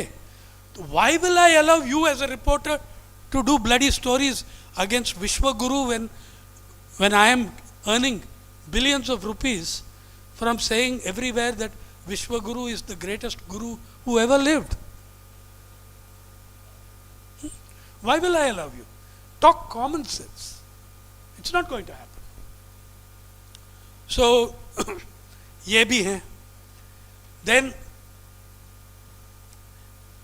कोविड टाइम में मोदी सरकार ने एक एक्शन अनाउंस किया, where I praise them, I fully supported that action. क्या action रहा? पहली बार हमारा इतिहास में मीडिया को एसेंशियल सर्विस बना दिया। कभी भी हुआ नहीं मेरे ख्याल में। That day, I thought, oh, some good bureaucrat is sitting somewhere, लेकिन हमको ये मिल गया। Essential service का मतलब क्या है? आपका जॉब प्रोटेक्टेड, किसी ने आपको बंद नहीं कर सकते। और क्या हुआ उसके बाद? कोविड टाइम में बड़े बड़े कॉरपोरेट मीडिया, 3,000 से अधिक पत्रकार सैक किया, रिट्रेंच किया, और सरकार ने कुछ नहीं किया। वो डील था, इसलिए कि सरकार ने कॉन्ट्रैक्ट, सिर्फ कॉन्ट्रैक्ट नहीं, सरकारी एडवर्टाइजिंग को भी कवर करती है। आप अक्टूबर 2020 में देखिए, उत्तर प्रदेश का मीडिया पहला एक महीना जो लाश पड़ा है गंगा के किनारे पे, अच्छा कवर किया। फिर दोनों सरकार, राज्य सरकार और केंद्रीय सरकार, दोनों एडवर्टाइजिंग बंद कर दिया, गवर्नमेंट एडवर्टाइजिंग बंद कर दिया। फिर भी एक अखबार कंटिन्यू किया, उसका नाम था दैनिक भास्कर, और देखो उनको क्या हुआ। ईडी सीडी बीडी पूरा अल्फाबेट का रीड हो गया। और अभी भी वो केसेस चालू हैं, और वो भी चुप होना, चुप ही पड़ेगा, और क्या करेगा। तो ये स्थिति है। इसेंशियल सर्विस बता के भी दे डिड नॉट स्पेयर अस। तो देन आप देखिए कोविड जब आए, और no newspaper has announced that it has sacked 65 journalists, that it has sacked 83 journalists. देखिए Delhi union of journalist supreme court में गया और बहुत सारा विक्ट्रीज हुआ, but this people are so powerful, they are corporate leaders, they are media owners, they don't give a damn for the supreme court, they violate openly contempt of court and nothing. Bachawat, Palekar, हर wage board announcement, supreme court upheld the wage board, तब भी ये लोग implement नहीं करते। फिर press council ने एक कमेटी बनाए, हाँ जी, फिर मैं भी एक वहाँ बैठा, लेकिन इस बार बहुत सारा सब पत्रकारिता है, सब कमेटी। सो हमने एक सर्वे बना के क्वेश्चनर भेजा न्यूज़पेपर्स को, please tell us how many people you have retrenched, how many people have suddenly retired, how many people have voluntarily resigned. एक भी रिप्लाई नहीं आया।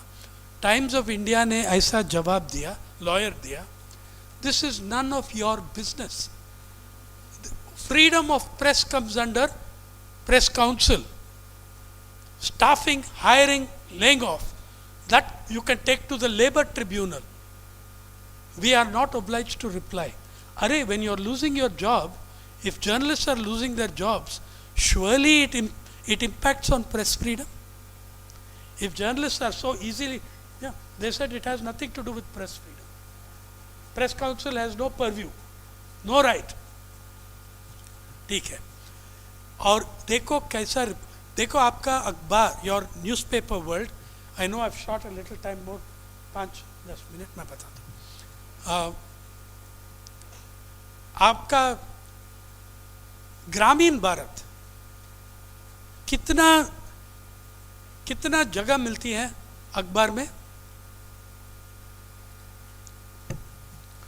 National daily, CMS centre for media studies Delhi ने 5 year average दिया हमको, एक study किया और मैंने रिक्वेस्ट किया आपका टेबल्स एक्सट्रैक्ट करके दे दो। Oldest media studies body in the country. फिर ये नेशनल डेली, तीन हिंदी अखबार, 3 अंग्रेजी अखबार, 3 हिंदी चैनल, 3 अंग्रेजी चैनल, सबसे बड़ा उसको लिया। और उसमें ये नेशनल डेली का मतलब क्या है? नेशनल डेली का डेफिनेशन भी अलग चीज है। National daily is any daily that has 1 edition coming out of Delhi. तो पायनियर, पता नहीं सर्कुलेशन 5,000 या 10,000, वो भी नेशनल डेली है, इसलिए कि दिल्ली में एक एडिशन। जो अखबार दिल्ली में एडिशन है वो नेशनल डेली है, बाकी हम सब एंटी नेशनल है। फिर on the front page of the national daily, 5 year average, on the front page of the average national daily, ग्रामीण भारत को मिलता है कितना जगह? 0.67%। जनसंख्या कितना रहता है ग्रामीण भारत में? 6-7%, 67%, 69% एक्चुअली, 69%, और उनके लिए मिलता है 0.67%। इस देश में, हमारा मीडिया में बहुत सारा बिजनेस करस्पॉन्डेंट्स है, बहुत सारा पॉलिटिकल करस्पॉन्डेंट्स है, बहुत सारा स्पोर्ट्स करस्पॉन्डेंट्स है, बहुत सारा मोदी करस्पॉन्डेंट्स है, और लेकिन एक करस्पॉन्डेंट नहीं है फुल टाइम फील्ड रिपोर्टर ग्रामीण भारत के लिए नेशनली, एक भी नहीं है। जब मैंने पत्रकारिता एंटर हुआ 1980 में, हर अखबार के पास लेबर रिपोर्टर था, लेबर करस्पॉन्डेंट। आज कहीं भी आप जाके पूछिए लेबर, वो एडिटर कहेगा ये किस चिड़िया का नाम है, लेबर करस्पॉन्डेंट नहीं है। जब मतलब your media is telling you 75% of the population do not make news, okay, except in election year. When they make news, they make history also. Why is this? Because your media moved from freedom struggle mode In the freedom struggle, your media, your press was the child of the freedom struggle. Who were your journalists? Ambedkar, Gandhi, Bhagat Singh. Many people don't know that he was a professional journalist who wrote in 4 languages. He wrote in 4 languages in dozens of magazines. In prison, he learned, he taught himself Persian, 5th language. He checked out 312 books from the prison library, and you can see his notations on that. Okay? And all this he did before he died at age 23. I'm telling young journalists, this is the person who should inspire you. I started journalism at age 23. Look at the body of work he left. Okay, these were your journalists. Your media was based on freedom struggle, national interest, public interest. When it moves from the hands of individuals, freedom fighters, it moves to business houses, now corporate ownership. जब media का material ownership basis बदल जाती है, उनका moral universe भी बदल जाती है. How can it not be?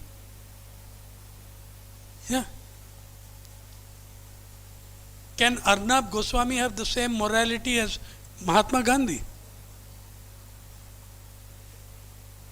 So I'm saying you cannot. This is the fact. So ये change हुआ, and corporate media's owners include beneficiaries of billions of dollars of government contracts. Why will they go against the government? They won't. Then big money, the biggest issue in this country is asamanta, inequality.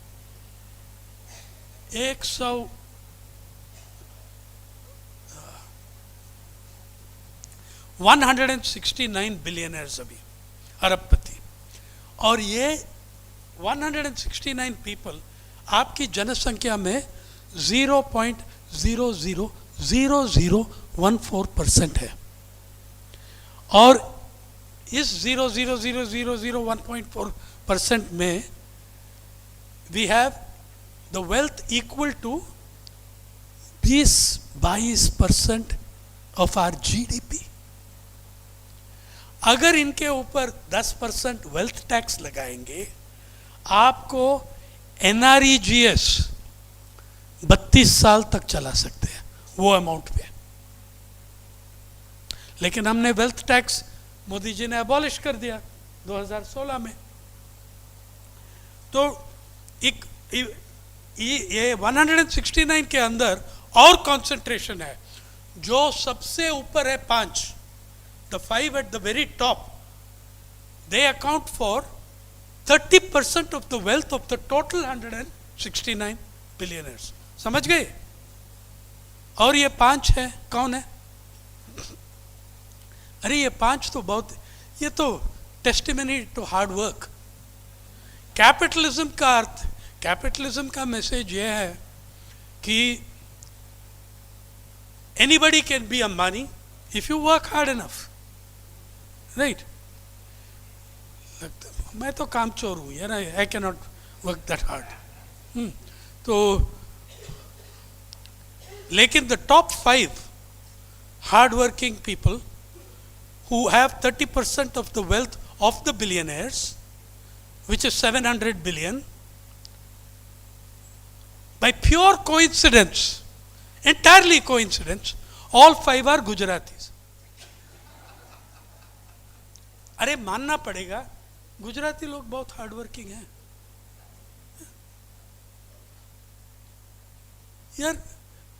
हम भी hard work करते हैं कभी कभी.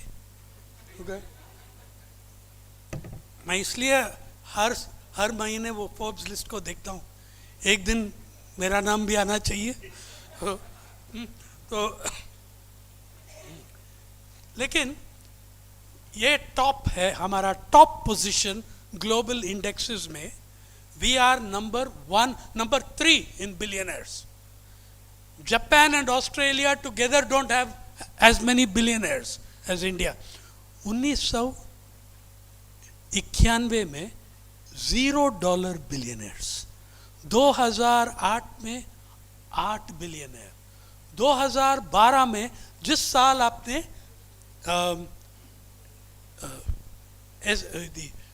Census socio economic and caste census आपने लगाया, उस साल $53 बिलियनर्स। जिस census of these two things, caste economic and caste census में कास्ट के बारे में कुछ नहीं लिखा, वो इकोनॉमिक सेंसस तो दिया।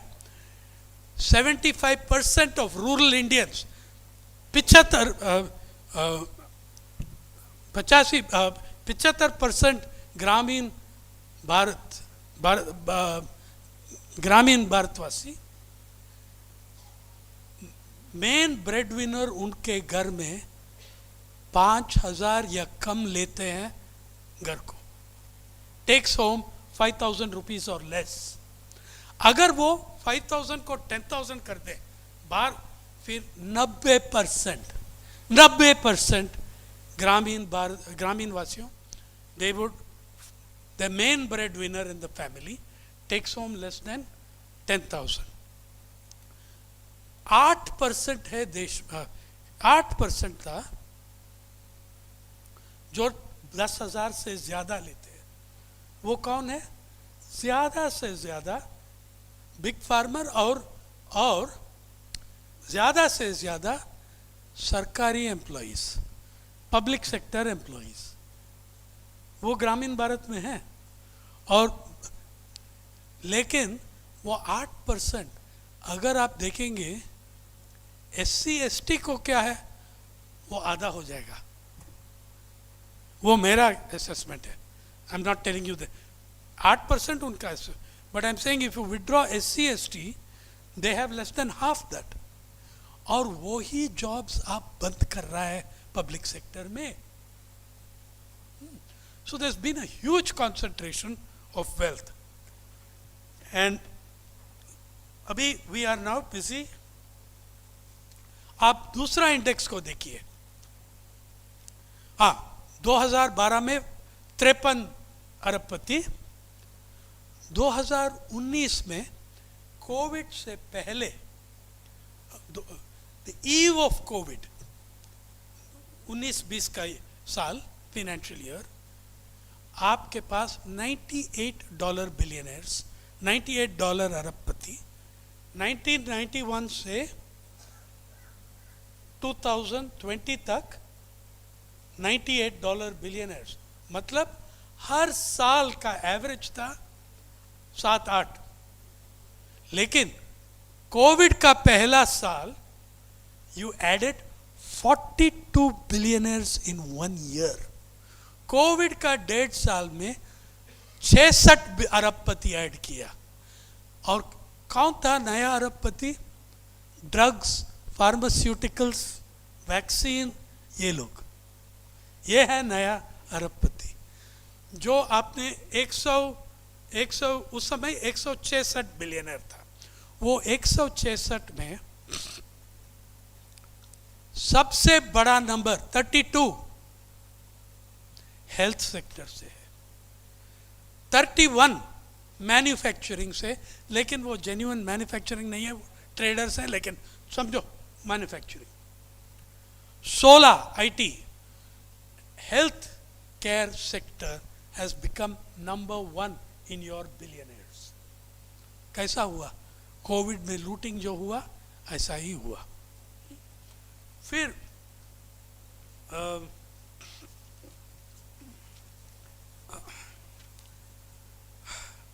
we are rewriting our history. The Asamanta is the biggest threat to this society. You saw it in the Kisan Andolan. You saw the many of the fundamentalist problems are coming because of inequality. You are able to make people think, अरे आप मेरे पास job नहीं है, ये मुसलमान को देते हैं, ये बंगी को देते हैं, इसलिए I have stood in the queues of employment exchanges and asked people, Why is it that you and I are here? Okay? So that ideology of hatred, it draws strongly from our many inequalities. Economic inequality एक चीज़ है, फिर social inequality, फिर gender inequality, अभी climate inequality, water inequality, ये सब बढ़ रहा है. Our problems will get worse. Meanwhile, we are busy rewriting history, even of the freedom struggle. इसलिए मैंने एक किताब लिखा, 15 स्वतंत्रता सैनिकों के साथ इंटरव्यूज किया और 20 साल के विदिन 20 years डिफरेंट पॉइंट्स. किताब का नाम है last heroes, foot soldiers of Indian freedom. किताब को ये कहना, और हिंदी में आ रही है अगस्त में, किताब को ये कहना कि आपका आज़ादी, इंडिपेंडेंस जो है, आज़ादी अलग चीज़ है, इंडिपेंडेंस जो है ये कोई ऑक्सफोर्ड कैम्ब्रिज से आने वाले व्यक्ति उसने नहीं लाया आपको लाया इंडिपेंडेंस किसान, मजदूर, होम मेकर. इसलिए हमारा किताब में 5 women, there are 5 women in the book.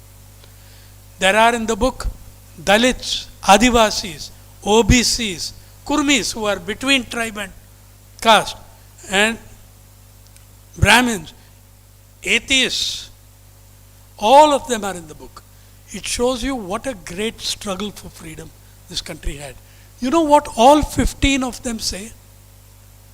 Please do not confuse independence with freedom. All 15 of them say this.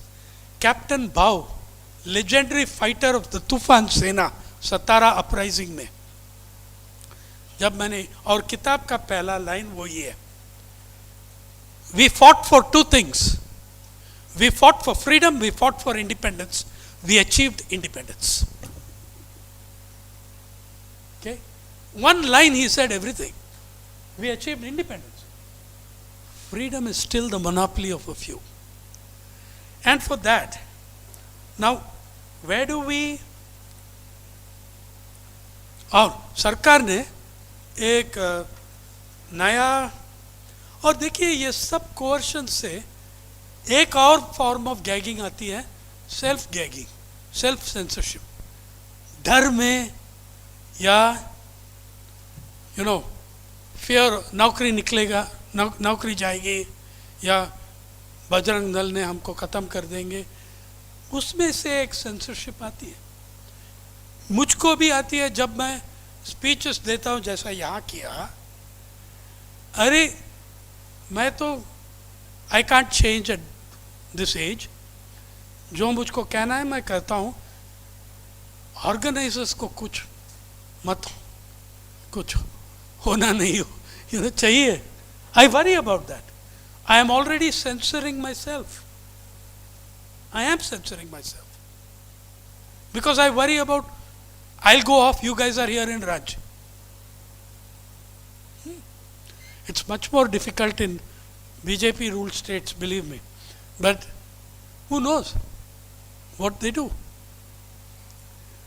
I would say that we take the line of those freedom fighters. We fought for freedom and independence. We achieved independence.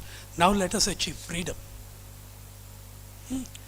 And for that, सरकार ने freedom struggle के बारे में 110 करोड़ अमृत, आज़ादी का अमृत महोत्सव मेला के ऊपर 110 crore expenditure करके एक वेबसाइट है.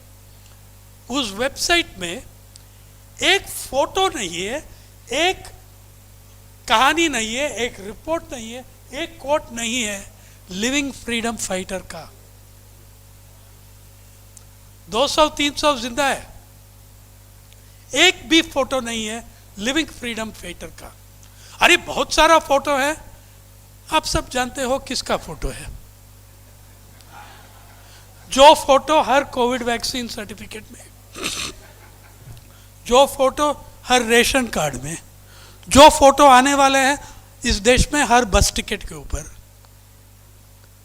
लेकिन स्वतंत्रता सैनिकों का फोटो जो जिंदा है वो नहीं है।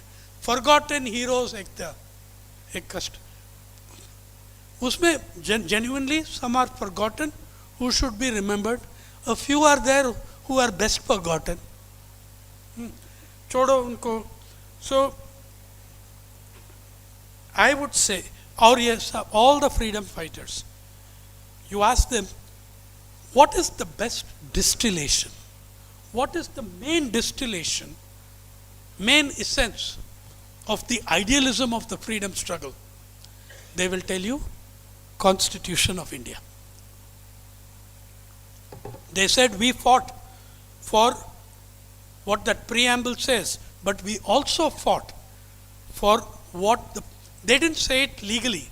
They were telling me, and I was checking, all the things they were saying are there in the directive principles of state policy. Right to work, right to education, all this was this is what they fought for. Yeah. So your first step is to defend the Constitution. Your first action is to defend the fundamental rights and ask for all the directive principles that you and I support, 5 or 6, to become fundamental and enforceable rights. Shailesh भाई के लिए मैंने एक last line बता रहा हूँ.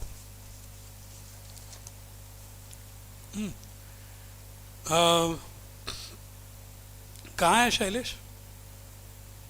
हाँ. So Shailesh like asked me, क्या कुछ होप नहीं है क्या?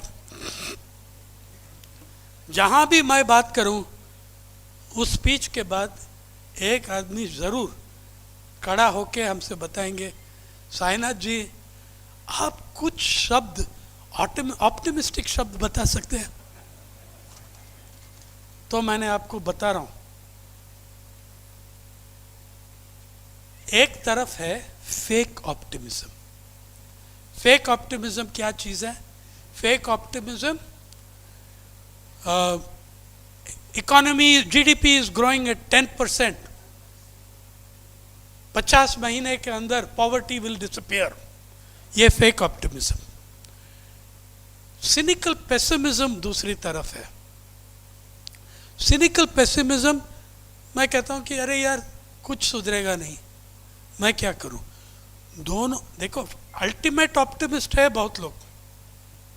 अल्टीमेट ऑप्टिमिस्ट कौन है? बिल्डिंग का 50th फ्लोर से वो गिर गया और नीचे जाते समय हर फ्लोर पास करने में उसने कहा सो फार सो गुड. ये अल्टीमेट ऑप्टिमिस्ट है. पेसिमिस्ट है, अरे भाई मैं क्या करूं, लोग सुधरेगा नहीं, समाज सुधरेगा नहीं, कुछ सुधरेगा नहीं. दोनों एक ही चीज है. ये फेक ऑप्टिमिज्म और सिनिकल पेसिमिज्म का दोनों एक ही कंक्लूजन है, हमको कुछ नहीं करना है. अगर economy is growing at 10%, why should I do anything? Poverty will vanish. हाँ, अगर कुछ सुधरेगा नहीं, why should I do anything? Nothing will change. लेकिन फेक ऑप्टिमिज्म और सिनिकल पेसिमिज्म, फेक ऑप्टिमिज्म और सिनिकल पेसिमिज्म के बीच में एक टेरिटरी है, उसका नाम है होप. मैं वहां रहता हूं.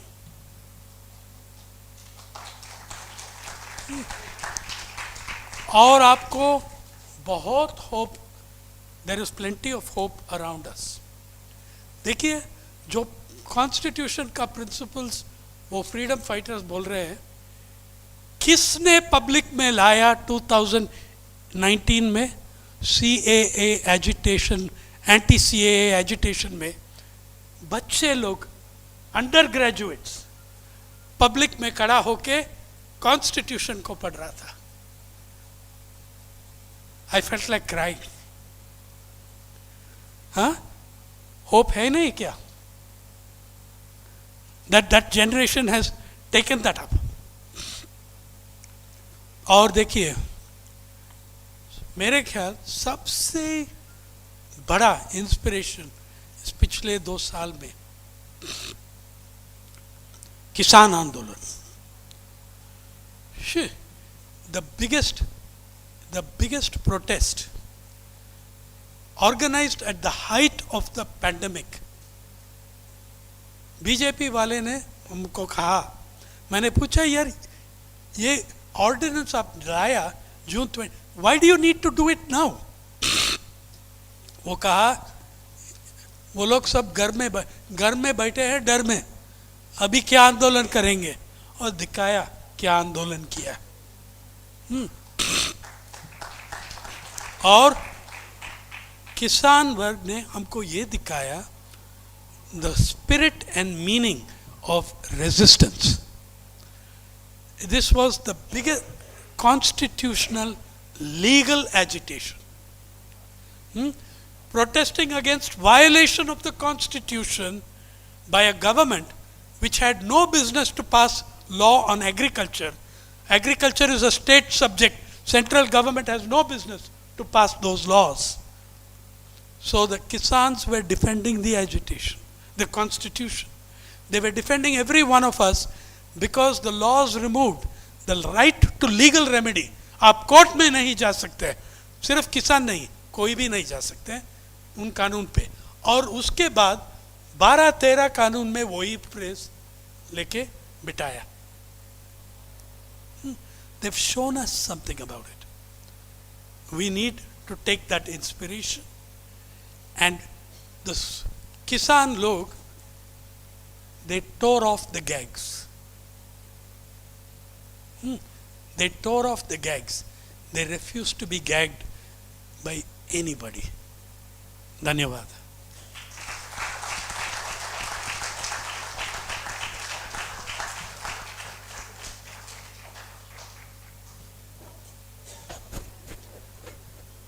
Thank you, P. Sainath ji. You have shown the truth to not only power and the power to be, but also to many of us in the audience that there is a lot of hope and a lot of things that can be done, and the onus is on all of us to tear that gag.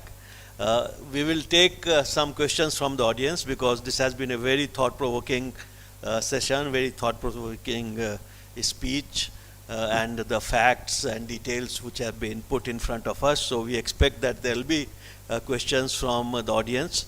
So we hand over the mic, and we also hand over to our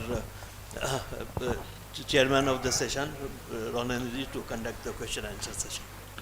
Hi sir, my name is Abhishek. I work for Indian Express here, Indian Express newspaper. My question is, sir, how do you seriously engage with people who espouse things like bulldozer terror, or any member of, let's say, the current disposition or dispensation, and you, let's say you cover a beat, BJP beat, you go there, you don't like the hatred that is being propagated there, you don't want to talk about it, you don't want, but then you have to sit with them, you have to listen to that nonsense, but you have to also constantly engage with them. How do you engage seriously with them without not making sources at those places?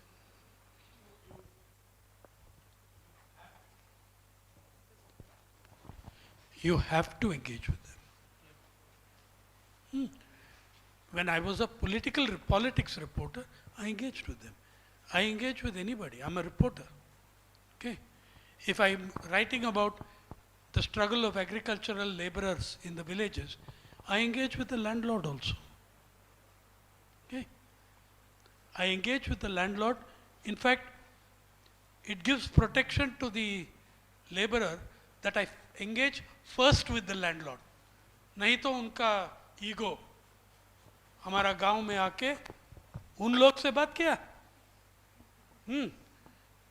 You have to engage. Second, I don't envy you because as you said, you have to sit and listen to all that crap. Right?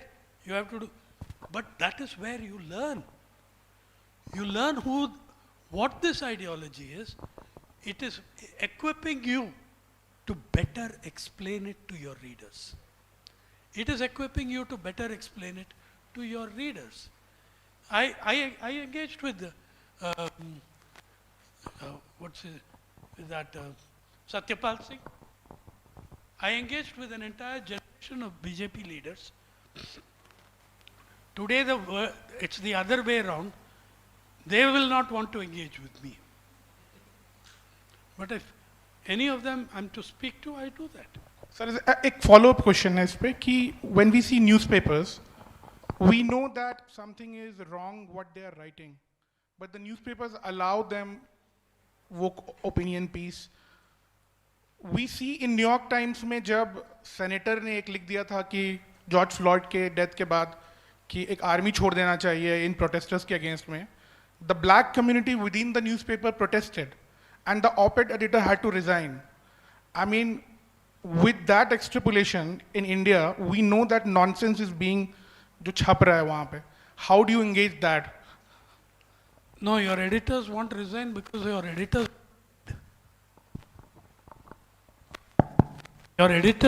won't resign and don't have to resign. Your editors are all dead.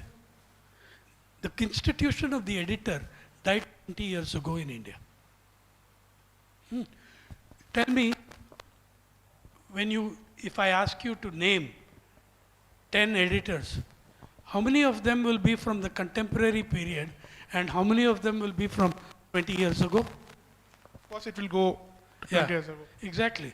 So it's you're expecting from in a corporate media, you are not working as an editor, you are working as an executive. You are an executive in the corporate. You have to raise productivity. You are not required to be talented. You are required to deliver higher numbers. You are not required to be an intellectual. You are required to be a revenue big. The great achievement of corporate media in India and everywhere is to reduce journalism to a revenue stream. If covering you makes me money, I'll cover you. MediaNet, everything. If I'm covering you without making money, why the hell should I cover you? आपको क्यों जगह देना है? मुझको क्या है उसमें? That is the corporate ethic. Sir, एक छोटा सा question और not related to this. एक पारी जो the website that your founder, sir, उसमें is there any revenue stream coming from the people are paying for that? Have you seen an increase in the last few years? Number one, our revenue stream is what the BB model, begging bowl. Okay, we go around asking people to make donations, we run. Then some of the PARI senior editors, leaders, we work without money, and if we are earning something somewhere else, my book royalties, my published articles elsewhere, yeah, all of that goes into, and prize money. PARI has won 60 awards in 8.5 years. Express and Times together have not won so many. And it means we are winning one award every 52 days. And we have won about 50 lakhs in awards, and that goes back to PARI. Except where an individual reporter is a very needy person, or if it's a freelancer, we don't take it. So, yeah.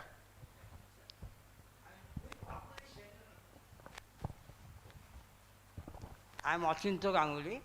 With population, number of Nero's friends must have gone up.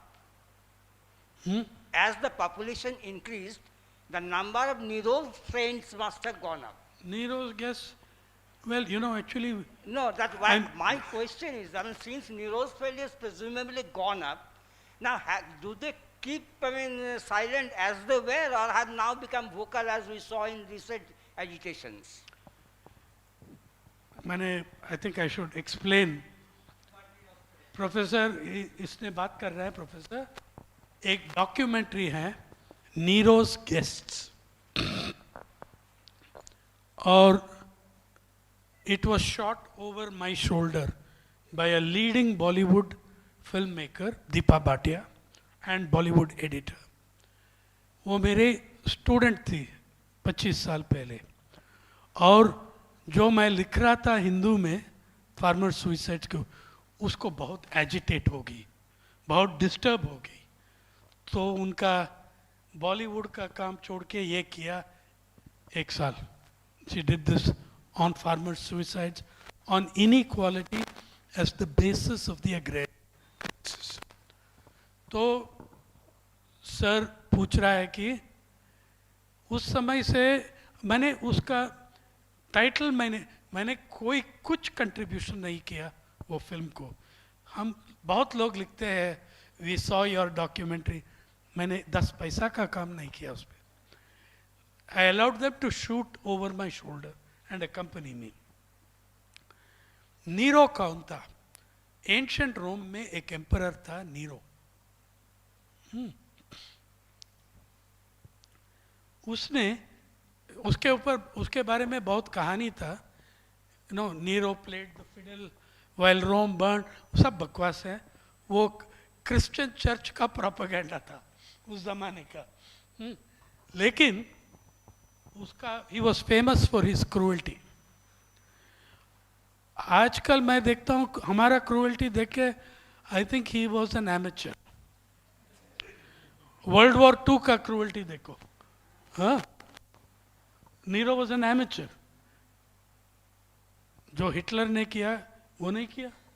Anyway, उसने जब वो रोम का fire हुई, बहुत सारा rumour फैला रहा था. Nero deliberately started the fire, खुद करवाया उसने. तो नीरो का थोड़ा डर हो गया.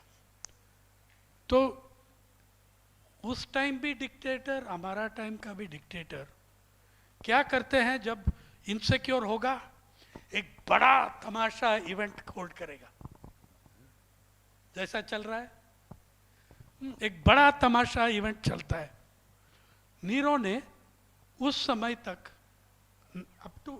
up to 1876, before 1876, that is the costliest, biggest dinner party he held in his garden. Garden का क्या है? It is a concave, and what did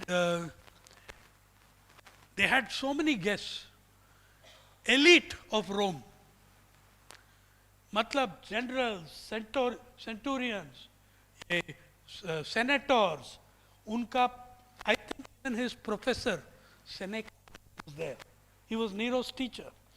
Now the greatest minds of the Roman Empire, the greatest talents of the Roman Empire were present. How did they illuminate the party? On the concave rising of the hills, and this is confirmed. I mean, this is not propaganda. We know it happened. It's recorded independently. What they did, they brought Christian prisoners and criminal prisoners out of the dungeons, tied them up to poles and set them on fire. The historian Tacitus writes in the Annals of Rome. Tacitus लिखता है कि beautiful prose. उसने कहते हैं कि the wretches were set on fire, thereby to provide illumination, nightly illumination to Nero's party.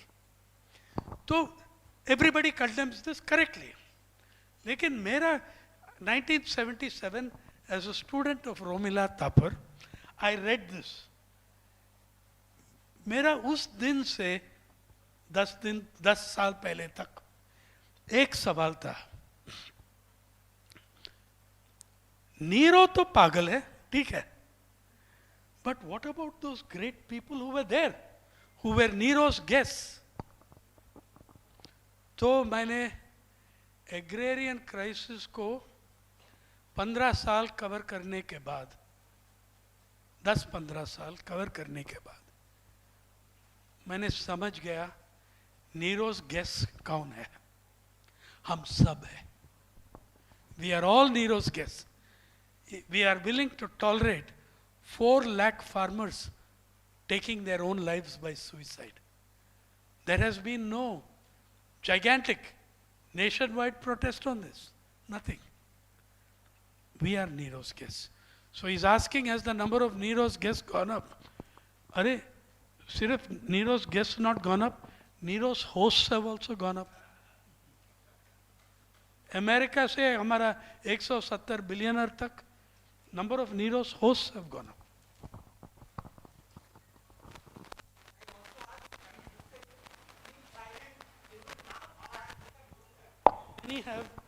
I think several have told me that it changed their life. The credit for that goes to Deepa Bhatia, not me. So very good evening.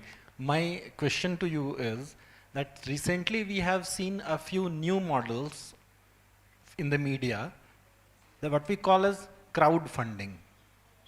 Sorry, my phone. It's all right. It's there. I'll take it. Yeah. So we have seen a new model that is what we call as crowdfunding. Yeah. Crowdfunding is something that maybe it helps some people to run the organization or run the show, but I don't think it's a very long-lasting revenue model. No.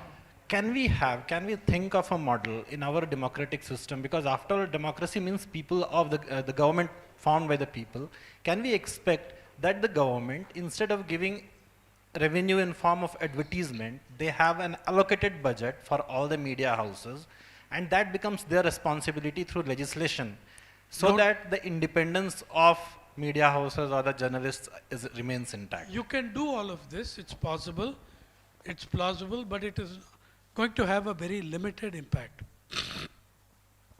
I'll tell you what I have tried implementing as a revenue model. Numerically, physically, it works, but we have not been able, we have met limited success in taking it. Now, Pari, our annual expenditure is around 2.5 crores. It started with 12 lakhs in the first year, we are now, which means that people are giving us funds. They are giving us money.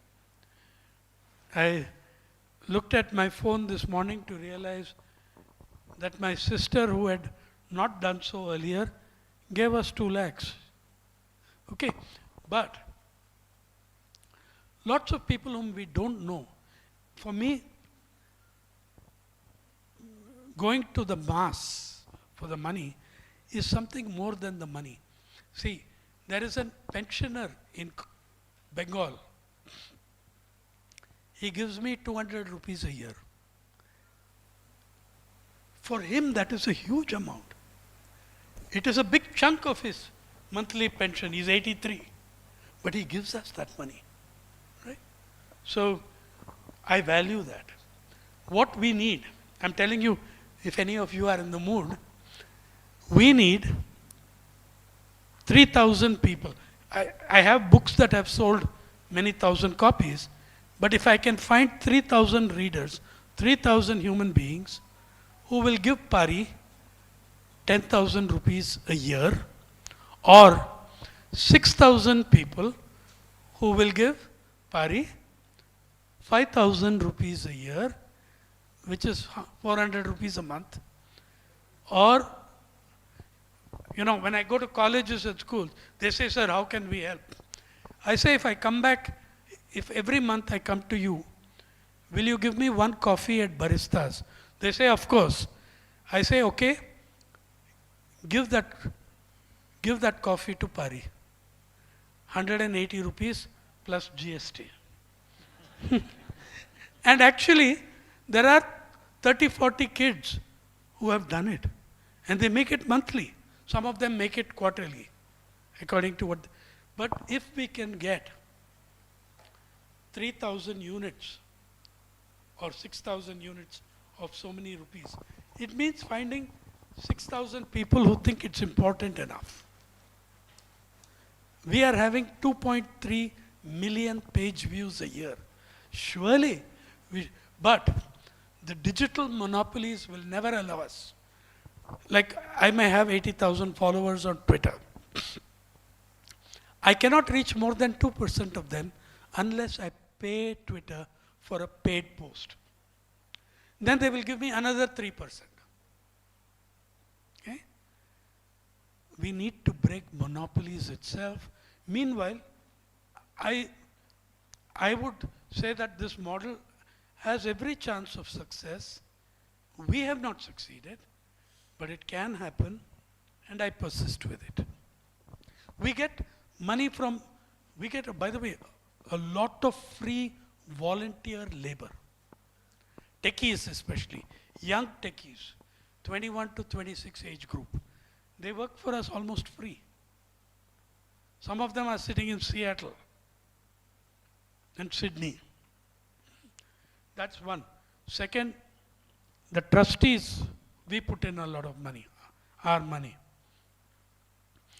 Random donations has gone up to 31%. People we don't know. We need to take that to 100%. Then we get high net worth individuals. Maybe my classmate who is CEO of some company, you know, who either makes a donation or faces very serious consequences. So that sort of a thing, like that we do it. My name is Matthew. So you talked about living in a place called hope, which lies between fake optimism and cynical pessimism, right? So with that as context, so you've been a journalist for more than 4 decades now. So how do you feel the press freedom has been over these years? And do you think things were ever this bleak? And do you find hope in your past experiences, or how things have been, you know, over the years for you? There is always hope, and yes, things are bleaker than they have been in my lifetime. Okay, but those journalists working under colonialism, they saw worse. And one of the characters in the book, in the 15 Pride and Fire, is the only educated character, is Doraiswamy, the socialist congressman from Karnataka. You know how he survived? He registered his newspaper under 6 names. If the government shut down one, the same newspaper would appear the next day, same staff, same reporters, same write-ups. People's Voice would become People's Champion. Next day, another day it would become People's Choice. Another day it would become People's Vision. What a fantastic thing. What courage and what innovativeness, cleverness to think of that. So it's always possible. It depends on who you take your inspiration from. I take mine from the journalists of the freedom struggle. Yeah, it can be better. The only thing I will tell you is, it will get better, but it will get a lot worse before it gets better. Sir एक last सवाल मेरा है sir. नहीं अब समय नहीं है sir बस सर उन बच्चों के लिए जो बच्चे यहाँ मौजूद है, सर बर्डिंग जर्नलिस्ट जो बच्चे आज जर्नलिज्म के स्टूडेंट यहाँ मौजूद है, जिस तरह का परिवेश जो चल रहा है अभी समाज में, उनके लिए आपके लिए क्या संदेश, उन बच्चों के लिए, उन जर्नलिस्टों के लिए, वो कैसे अपना करियर इस जर्नलिज्म में बनाना? मैं अभी उनको जो जवाब मैं अभी दिया, it depends on who you take your inspiration from. Yeah. Read about your freedom struggle. Read the journalists who are. Do you know, I mean, how many of you, tell me honestly, knew that Bhagat Singh was a professional journalist? 3-4 hands. And how many of you three are not students?